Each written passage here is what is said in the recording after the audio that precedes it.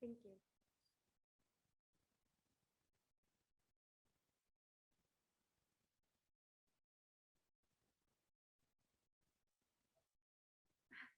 Thank you. Well, I guess we could get started. Good morning, everyone. My name is Marisol Sierra.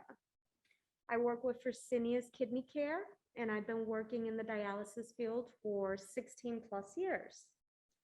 And never in my wildest imagination would I have ever thought that I would spend my life with a patient. Actually, he's a renal failure patient who is now transplanted. I worked closely with the nephrologist in the CKD clinic, which is before you start dialysis. And I was always an advocate. You know, you're going to feel so much better. You see these patients coming in, and they tend to come in feeling, well, you know, fatigue, not feeling very well, swollen. And my job, I felt, was to try and encourage them and let them know that life on dialysis was still life and you'll feel better. And you would see patients coming in wheelchairs, and eventually they would start walking and feeling better. I mean, not 100%, but a lot better than they did before they started dialysis. I would be the patient's advocate. I would always talk to the patients about transplant, their options, home therapy, PD, and let them know that, you know, maybe in-center is not for everyone, but you have to try and see which modality fits you. Personally, if I had to do it, I'd like to do it at home, but it wasn't an option for everyone, including my partner.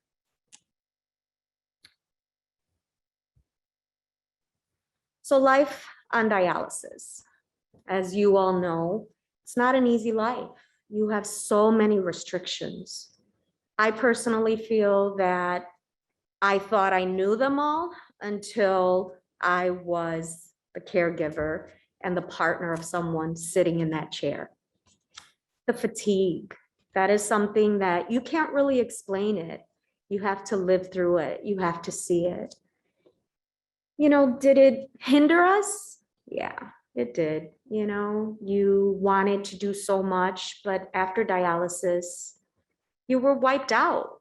You know, in his case, he was on first shift, so he would start at 4:30 in the morning.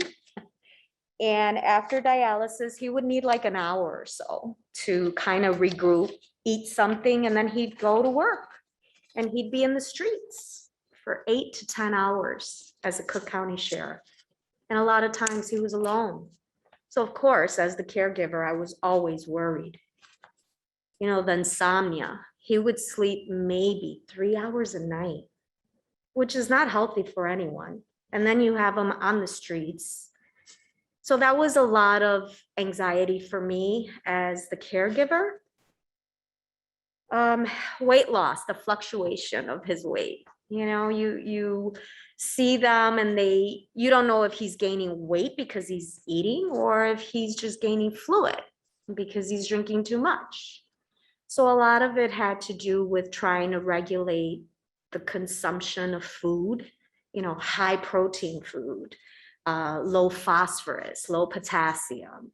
I think the biggest struggle for all dialysis patients is the fluid restriction.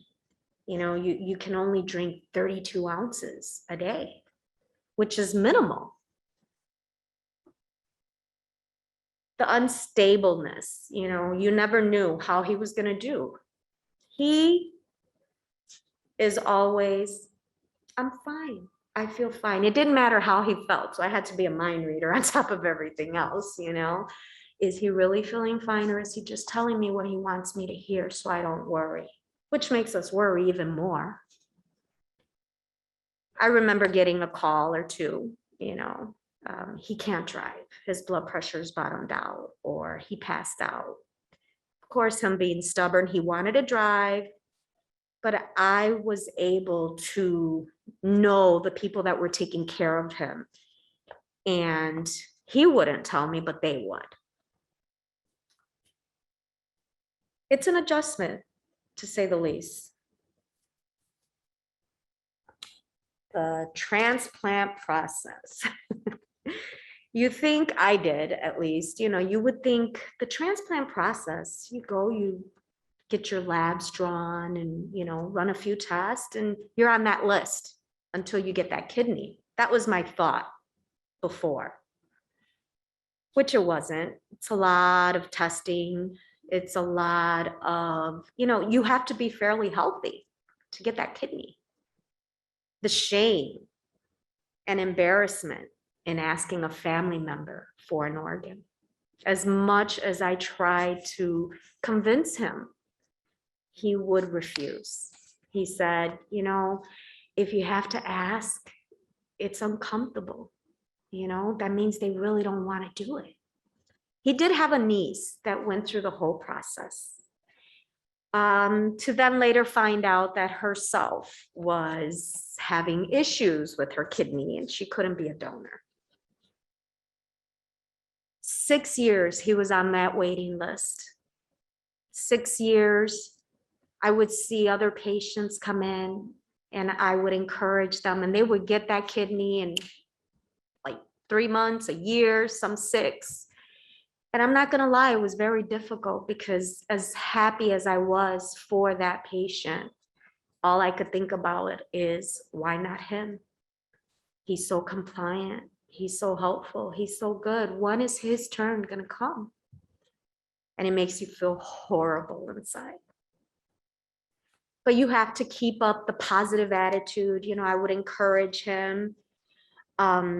Vacations, outings, you know, you couldn't really plan anything because the last thing we wanted to do was be out of town and get that call. And every year you felt this is going to be the year, we're closer. And every year, the year would come, the year would go, and no call. It would be frustrating. And a few times, you know, he understood that he wanted me to get away. And I did go a couple of times without him, and the guilt was just enormous. You know, you can't even enjoy yourself because you're worried. Is he okay? He had dialysis today. Did you arrive? What were your vitals? How much fluid did you gain? And I became more of a caregiver than a partner. And I had to realize that he wasn't my child. He was my partner, the man that I loved.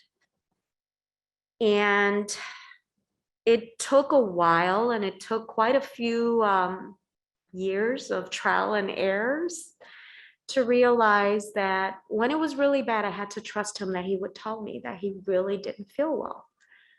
However, I have to say that the 6 years on the dialysis, he was pretty stable. He was never hospitalized. He was very, very good about his fluids and his meds. Receiving calls of disappointment. We did receive 2 prior calls that there was a kidney, and the excitement, the joy, you know, you just think this is it. You know, you want to plan everything. You want to get everything in order because you think that's it. He's getting his kidney. And just to get the disappointing call that the kidney was not viable or they gave it to someone else was just overwhelming, you know, disappointing. He got to the point where he said, you know, this is my life. Dialysis is going to be my life, and I've accepted it. And of course, I did not. I refused to accept that this was going to be his life. So we, as much as I wanted to be there for all his appointments, I couldn't. I had a responsibility to my job. I wanted to, you know, save as much time as I had to be able to be with him post-transplant. On this day, June 26, 2018, he had his annual workup. And I decided of all days I would take this day off just to go with him. You know, it was difficult to spend quality time. He was always tired or on dialysis or at work. On the weekends, he was so drained. He just really slept, you know, so there wasn't much time together. So On this day, he went in for his annual checkup, his echocardiogram, and we were, done. So we went to visit his mother, who actually 3 months prior received a kidney transplant. His mother, his cousin, while we were dating in the beginning of our relationship, both went into renal failure. And I had to become their guide. I had to give them advice on doctor treatment options, what's next. So what my job used to be 8 to 5 became a 24/7 job, which put a lot of stress on me. As much as I was blessed that I was able to give them information and help them and guide them, it was, am I doing the right thing? Am I giving them the right, advice? If something goes wrong, will they blame me? But I was very blessed. I had an amazing resources that a lot of people don't have.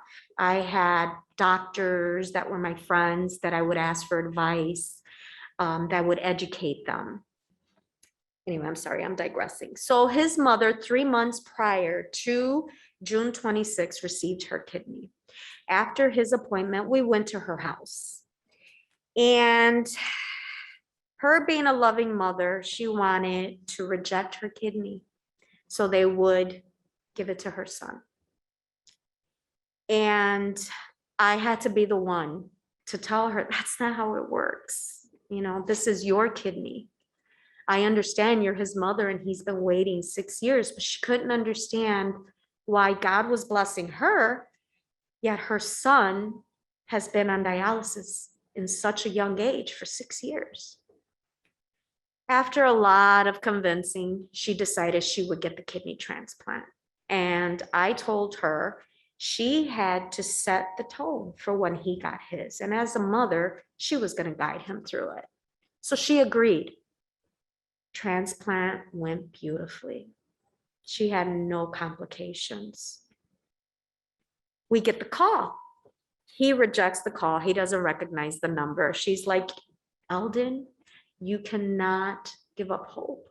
I know God has the right kidney for you. You just have to stay positive and stay strong and know that it's coming. So he smiled politely. He's like, I know, Mom. But inside he was like, it's never going to happen. He gets the call. He ignores the call. My phone rings. I see 312. I answer the phone right away. I get someone on the other line that says, I'm looking for Eldon Rosado. We have a possible kidney for him. So of course, I'm in shock, disbelief. I'm excited. I'm shaking, but I've been through this already twice. I give him the phone. Gets on the phone. They tell him, be on standby. We're going to be calling you in. We're going to run a few more tests and be prepared to come to the hospital. We've been told this 2 times before. So he's like, I'm not going to believe it. I'm like, Eldon, this is it. This is the one. He says, no, until I am being wheeled into the operating room, I am not going to believe it's happening. His mother is so excited. She's crying. I'm crying. He is annoyingly calm, telling us, it's okay. Mom, I love you. I'll call you and I'll let you know what's going on.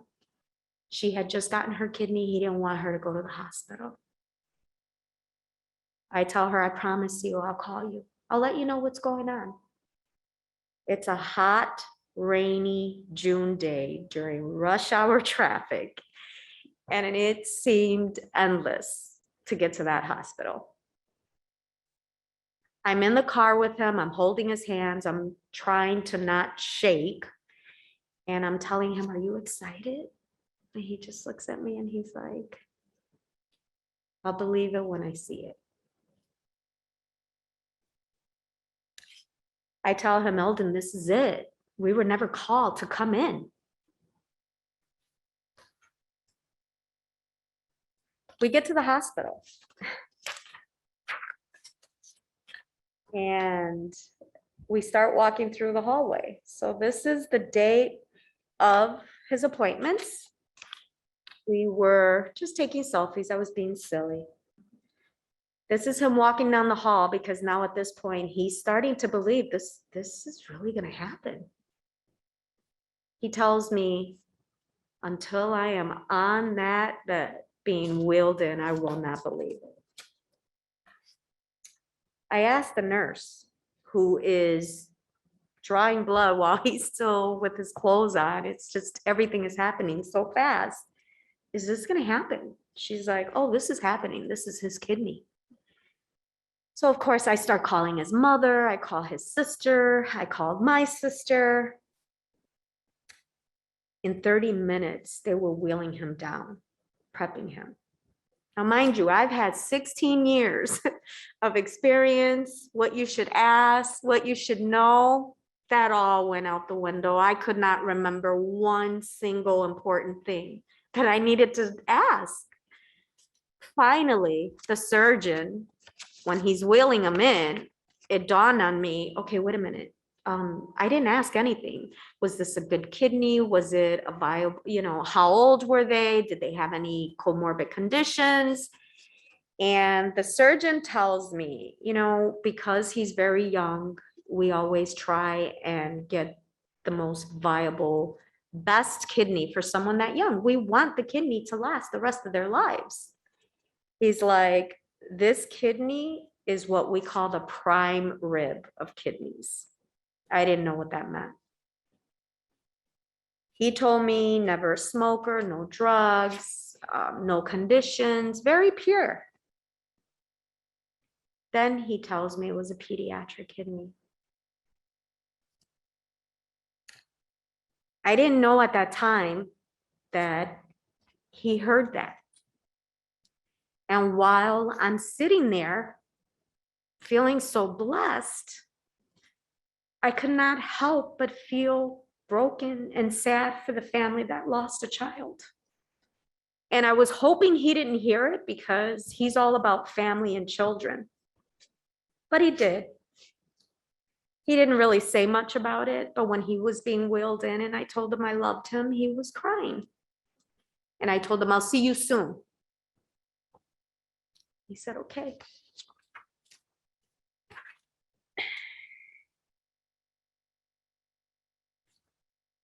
After 4.5 hours, it was now June 27th at 1:30 in the morning, the surgeon comes out and says, everything went beautifully. The kidney is working fine. It pinked up right away. He's making urine, everything you want to hear. I was so happy and relieved, yet I couldn't stop crying over the family that lost a child.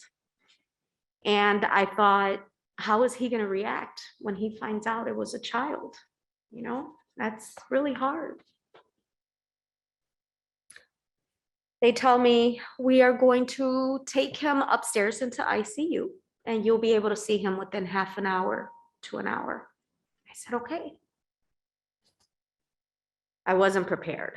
You think a kidney transplant is like any other surgery and, he's going to be up and talking. And he was intubated. There were tons of machines everywhere and he was very swollen. It took me by surprise. I thought, I was prepared for anything at this point, June 28th, around 9:40, he was weaned off his ventilator. They took him off. He was up. And that's him right there. And I asked him how he was feeling. Like always, I'm good. I feel good. That was his everything. I feel good. He started eating a little bit. He started walking. He was in pain.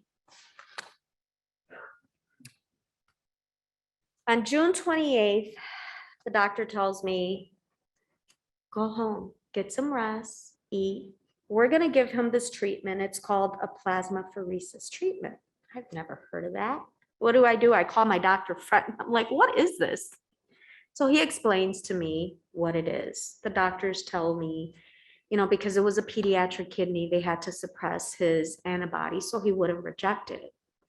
That's when I asked how old was the child. And he said a 3-year-old.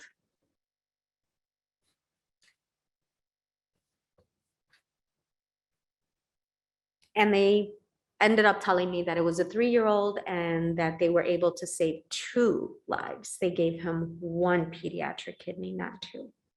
I never heard of this. Being in dialysis, I thought if an adult received a pediatric kidney, he would get both. So this was fairly new to me. I reached out to my doctor friends. I reached out to my good friend, John Valencia, who was so full of helpful information. He did get the plasmapheresis on the first day, and everything seemed to be fine. June 29th, 2 days after, at exactly 9:32 a.m., would be a day that I would never forget and I would never get over. He was telling me he didn't feel well, that he felt short of breath. I informed the nurses and the doctors as they did their rounds, and they told me this was normal, the kidney was still opening up. He looks at me, he tells me, I don't feel well. And for someone who is always, I'm fine, I knew something was wrong. So I reach out and I start going and I tell the doctors. Right away, the plasmapheresis team comes in to give him his next treatment. I tell the nurse, he's not feeling well. He's like, Mr. Rosado, take a deep breath. He's like, I can't. At this moment, they started him, they connected him. He's trying to take deep breaths. And he looks at me and I notice his lips look blue. He looks at me and says, Marisol, I cannot breathe. So I run out of the room to go get help. And when I turn around, he coded right in front of me. Of course, I start crying. I'm screaming. I'm by myself because I sent everyone home. The last image I had before they pulled me away from the door was his nurse, Mo, on top of him, doing compressions to bring him back. I hear on the intercom, code blue, room 3351 West, as they take me out. I couldn't believe what was happening. This is something they tell you it's a risk, but you never think. Hundreds and hundreds of people get transplants every day with no complications, especially in someone who was so young. How do I tell his mother, his sister, his kids? I had no idea what to expect. Would he die? Would he reject the kidney that we waited so long for? Would he ever be the same? Why did I not notice earlier something was wrong? You start blaming yourself. And I think because I was in the field, my expectations of myself was higher. But I wasn't in that role. I was in the spouse role. I was in the partner role. There was an amazing caseworker and her name was Wendy, and she literally sat with me and made the calls that I couldn't make. So she called my sister first, who's always been my rock, and my sister contacted his family. She arrived in 30 minutes because she knew I was a wreck.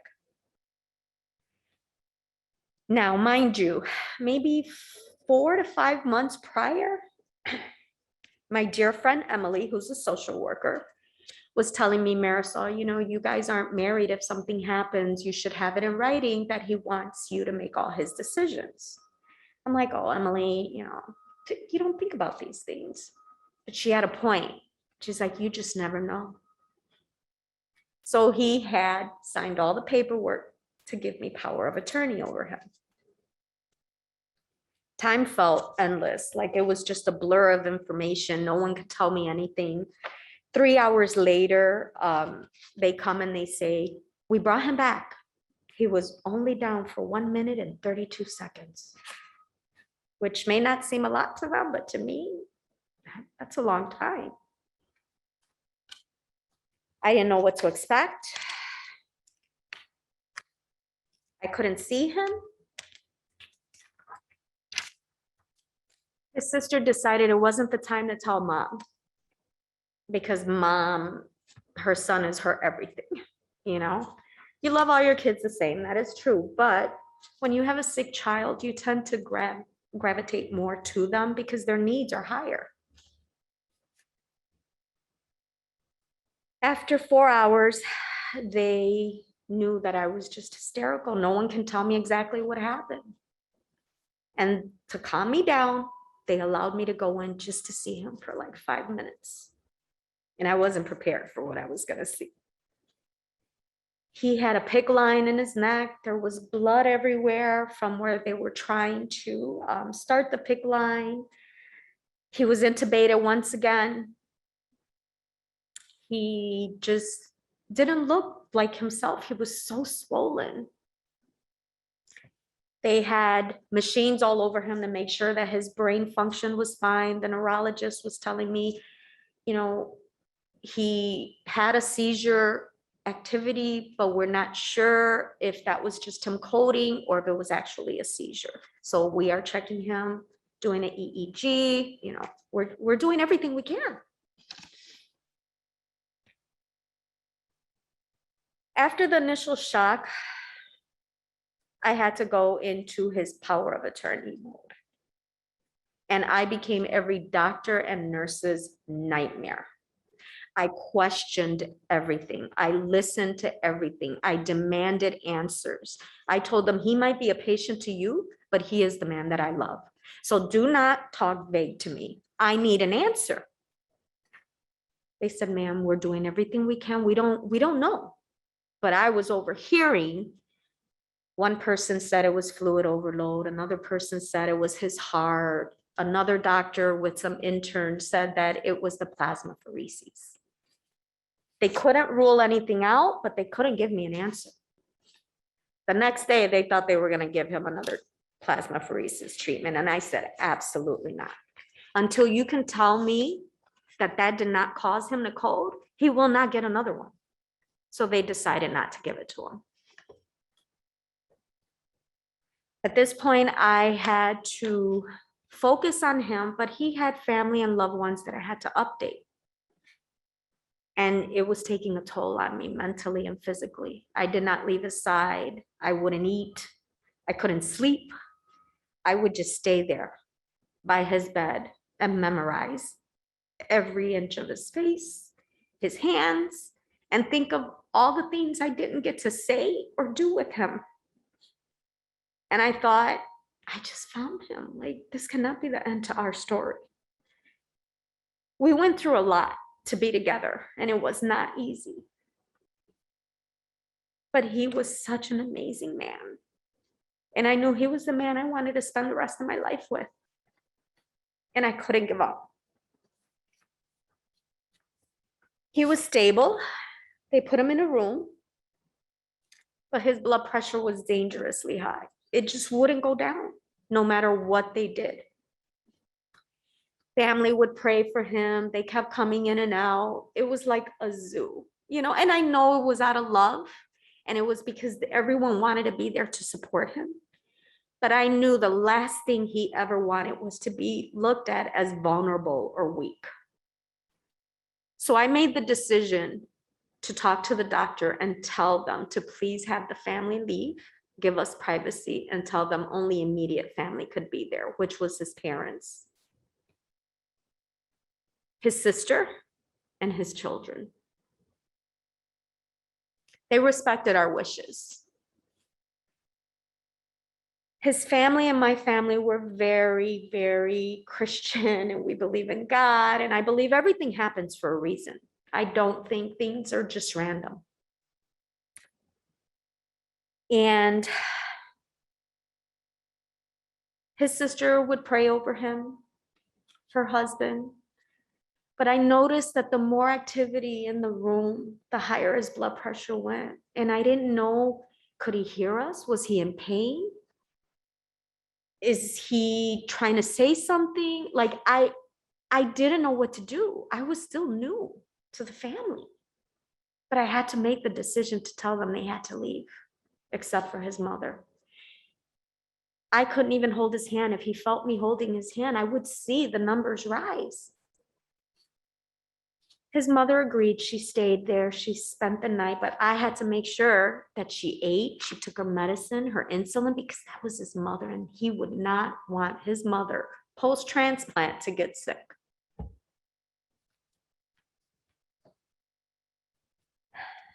His mother and his sister looked at me and they said, Marisol, we trust you 100% with his life. We know that whatever you do, you are doing what's best for him. And I didn't expect that. You know, most family, who am I? I'm not married to him. I haven't been in his life, not that long, but they did trust me. And as good as that was, because I didn't have to fight them on the decisions I was going to have to make, it was a lot of pressure for one person.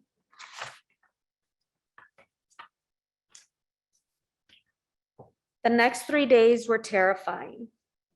Experiencing what I had to experience, watching all the tests, all the needles, all the exams. It was just something you'll never forget or get over, you know? But one day, on the third day, we're laying down and the neurologist comes in and he says, I have great news. He's like, his EEG came out normal. There's no seizure activity. His brain function is fine. And as little as that was, it was a win for us. That night, his leg out of nowhere while he's intubated and sedated just kicked off the blankets from his feet. And he hates having his feet covered. So I knew he was there. And I took that as he's going to be fine. I know he's going to be fine.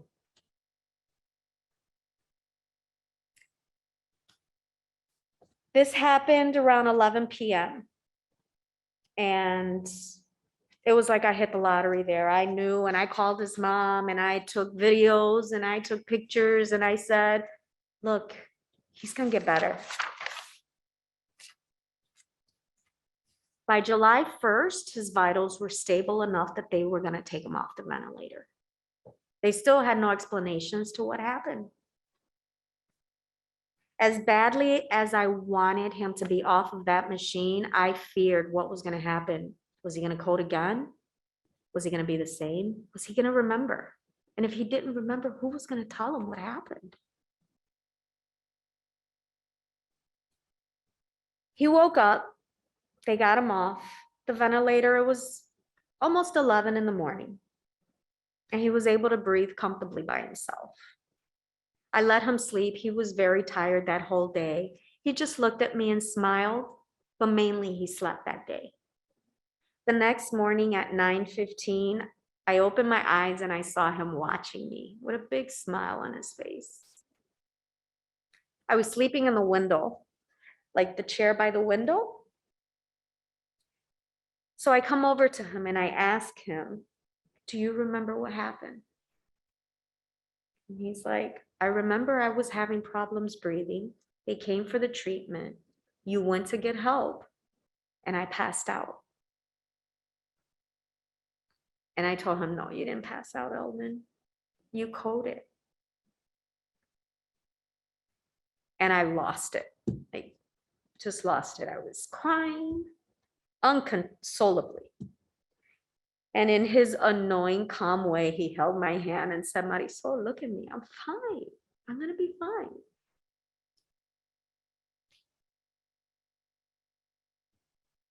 See, he's always calm.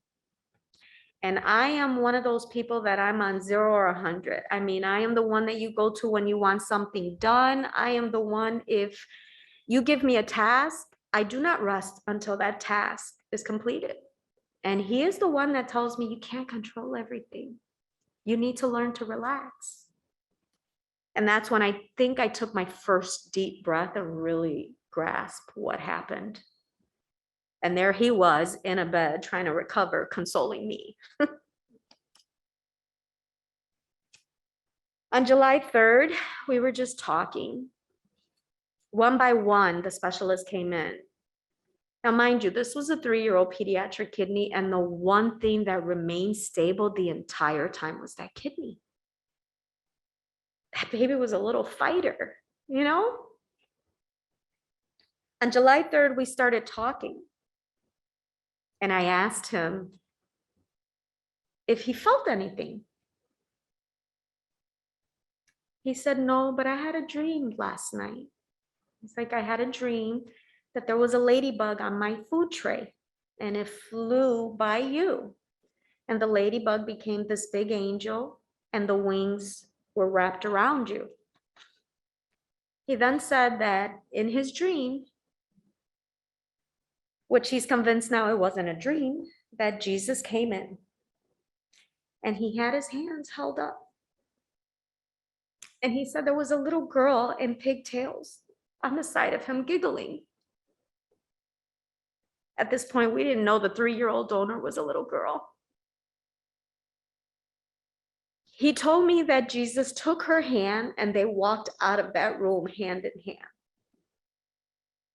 And I am a believer. My belief has gotten us through everything. And I'd like to believe that that was Jesus there and that little girl with him the entire time. After he said he had that dream, everything just started moving so fast. He started recovering right away. They were talking about discharging him the very next day. And you don't know how to react. I was just happy and blessed that he was still with me. He was fine.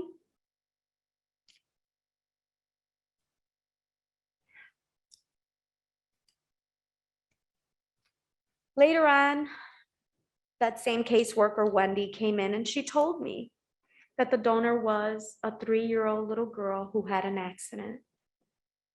Apparently, the little girl, she couldn't get into details, but she said she was a little Caucasian little girl. And that's who he saw, I feel.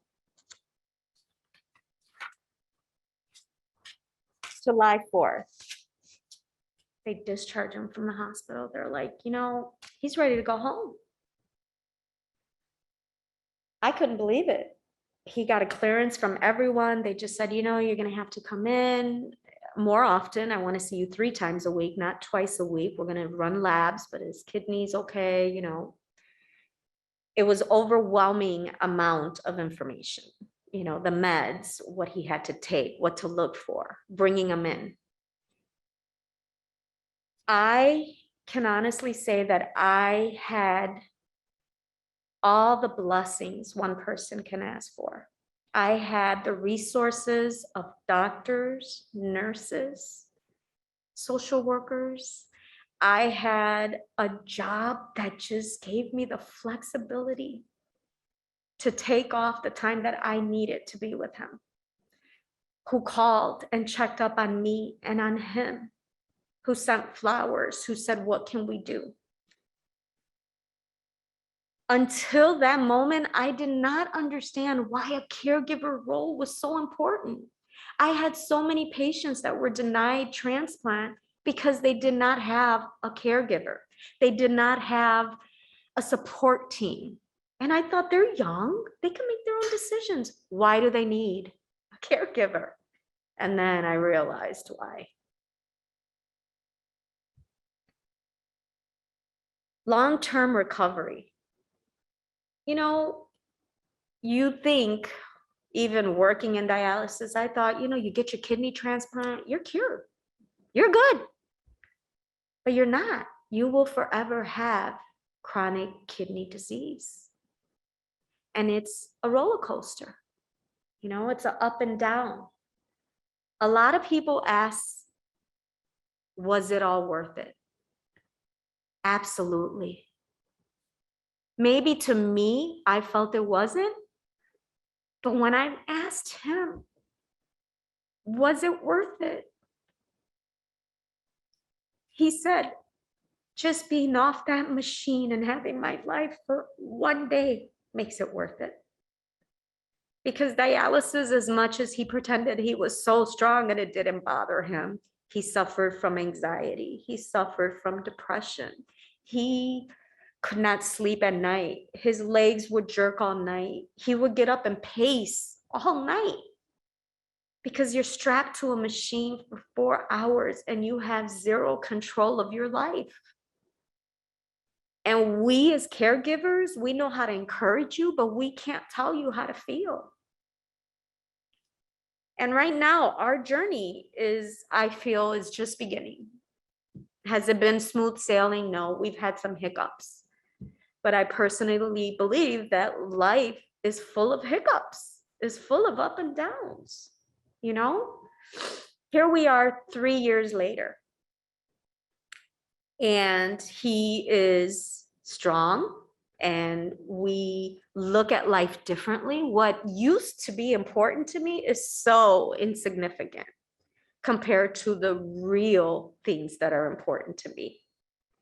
And it makes me more passionate with talking to my patients about live donors, talking to the patients about, you know, taking care of yourself, getting on that list. Was it easy? No. Did I think about leaving my company? I did. I thought about it because my whole life was renal disease. It was at home, it was at work, and I didn't feel I had a break. And then I had a few amazing people in my life that looked at me and told me, if you did not have that background, those resources, the outcome could have been a lot different. And I started finding the joy back in my job, you know, and I've made quite a few amazing forever friends and connections, you know, and I refer people and I talk to people about transplant and talk to your family about living donor. You know, we don't need both kidneys, but people are always so afraid. And then the ones that want to donate want to make sure that their organ is only going to that person, you know? So here I am, 3 years, 4 months later, grateful. And I ask him, would he do it all over again? And he says, absolutely. Was it all worth it? Absolutely.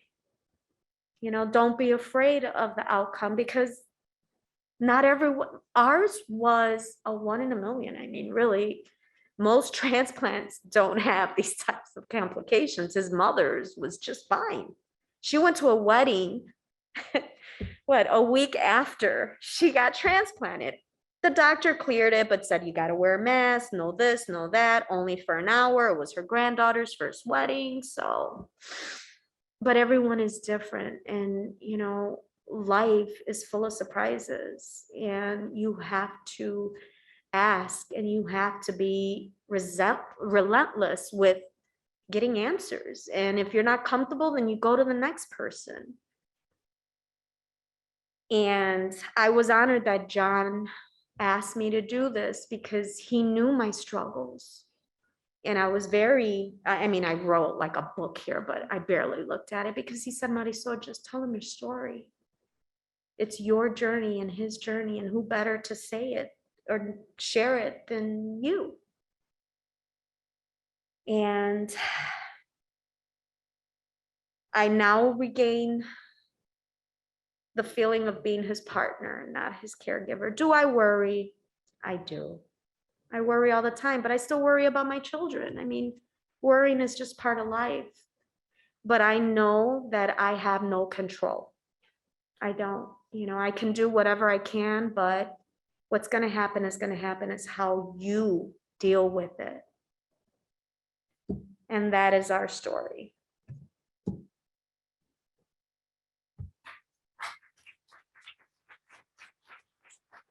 questions? No questions? He did go right back to work after 5 months, and he was very happy that he was able to go back to work and do what he loves. He celebrated his 50th birthday, and we just take every win, you know, as a win.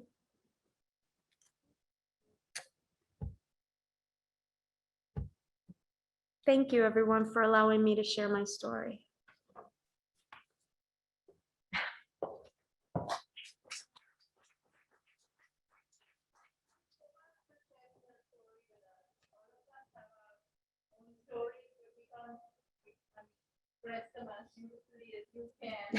Thank you.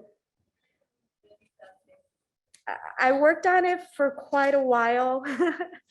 But yeah, it was just dates and times, but no one knows what you go through. It's not always easy. They get depressed and they get angry and they get defiant, and it's our job to just be patient. And for me, that is very difficult. I am like one of the most impatient person you ever met, but he's very patient. And, I look at him and I know like how blessed I am that he's still here, and, he's still himself and he's still working, and, we still have amazing relationships with the doctor and his dialysis staff that took care of him. And he was actually a patient at another dialysis clinic from my company, from Fresenius as well. So it's a small world. It's a very small world,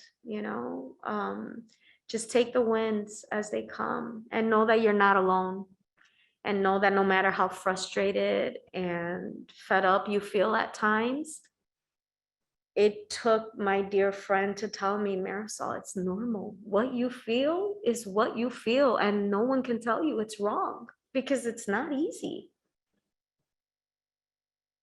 Yes.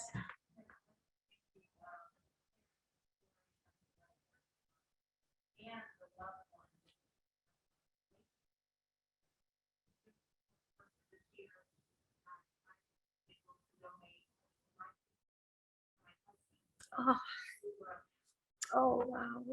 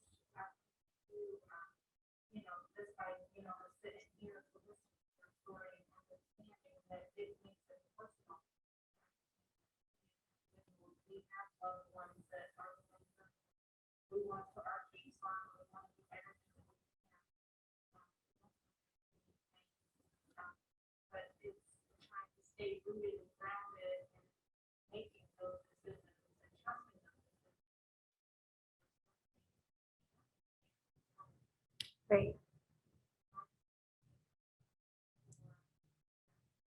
Well, that's amazing that you were able to donate. That was one of the most difficult things because of my own medical issues.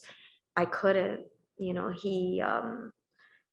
he's very worthy, and we do whatever for those we love.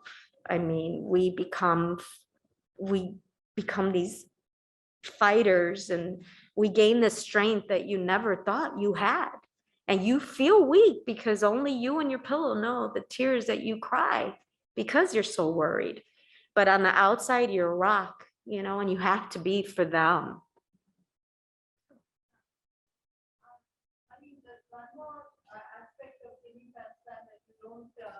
Think about it.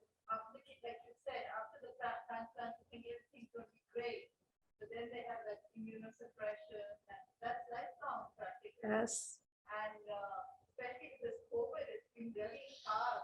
Yes. For most people with immunosuppression, because that fear can we go out?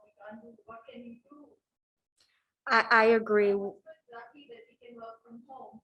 So he's been, but again, he's been getting a little frustrated being work from home and things like that. That's hard to deal with too. I mean, it really has been on top of it being a pandemic. You have someone immune compromised that you want to protect from the world, but there he is on the street trying to protect us. Here I am, a frontliner with patients every day being exposed. And, that first year was really rough, and we slept in separate levels of the house sometimes. And I got tested so much, I can't even feel my nose anymore, but you take the precautions, and here we are, it's just, you take it one day at a time and take each win. And remember what that win feels like for when you have that hiccup and you need to get grounded again and remember, okay, I went through that and we got over it. We're gonna get over this too. Yes, John. I just want to mention a great job. I think it's understanding the caregiver part, how important for myself, working at Rush is educating people about transplant.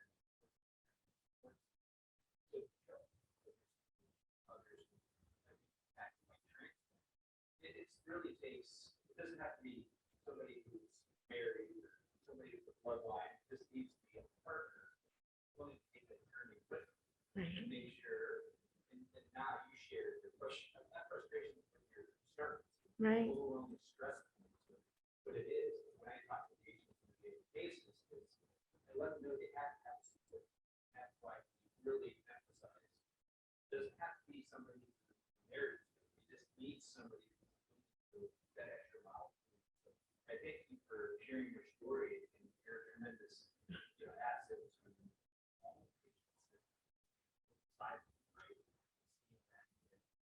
Definitely encourage talking and sharing your stories because I think it impacts others. So saying, right, I got to look at this from not your complications with your loved ones, different than others. Right. But we have to be prepared. If we're prepared, we'll do better. Exactly. Okay, I might need a break. Thank you.